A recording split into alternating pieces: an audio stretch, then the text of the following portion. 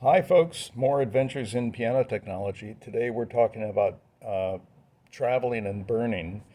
These are two separate techniques, but they have the same goal, and that is to make sure that the hammer travels in a straight line up and down, a straight line in its path to the string, and that the hammer itself, when it hits the string, it's square to the string. It's not canted off to the side, right or left. So these are two different techniques that I'm going to demonstrate. Burning would be used in this particular case. You can just see that the shank is, the hammer is tipped to the left.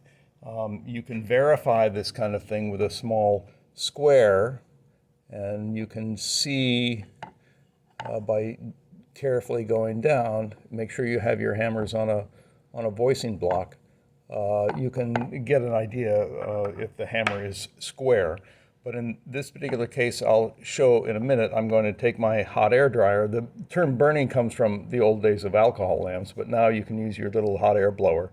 And I'm going to heat the length of the shank and turn the hammer in the direction I want it to go. The critical thing about burning is you don't want to damage this flange. And so you can't just turn it without supporting this flange, because you're going to damage that center pin.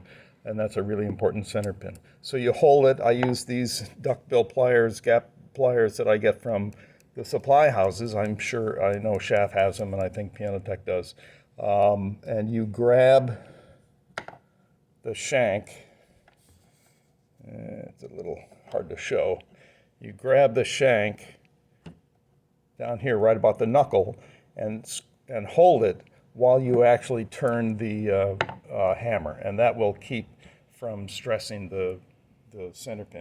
You're going to be tempted to say, well, I'll just use my pliers or my vice grips. No, those things don't work, and you're going to damage the wood, and I'm going to laugh at you because I'm going to see these little serrated marks on the side of each one you worked on. The closest you can come are these kind of gap tooth pliers, but even then, make sure that you protect the jaws with a piece of tape. These are the best all-around tool. The process of traveling is concerning the center pin. If the shank moves in the right-hand direction, you can visualize that the center pin is tipped, is lower on the right-hand side. And so what you need to do is shim up under this side, get the center pin level, and that'll cause the hammer to travel in a straight line. Same if it travels to the left, it means conceptually that the center pin is low on the left, and you need to shim under this to bring it up level.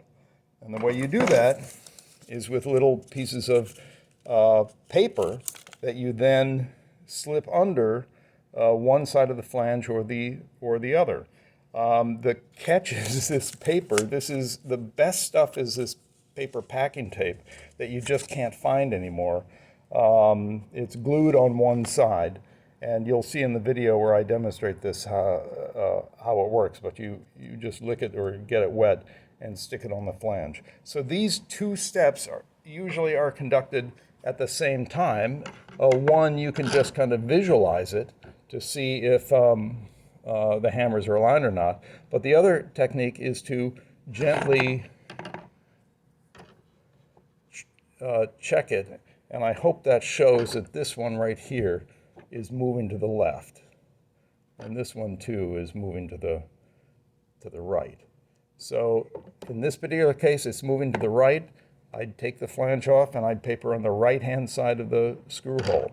On this one, it's moving to the left. I'd take the flange off and I'd paper under the left-hand side of the screw hole. And you go back and forth, frankly. There are very sophisticated ways of measuring and determining the various angles involved, but you know, if you're careful and repetitive, you can do a very good job by using your eyeball. But the trick is not to be duped if they're all moving in the same direction. So start off at some point with a straight edge to make sure that your eyes aren't playing tricks on you.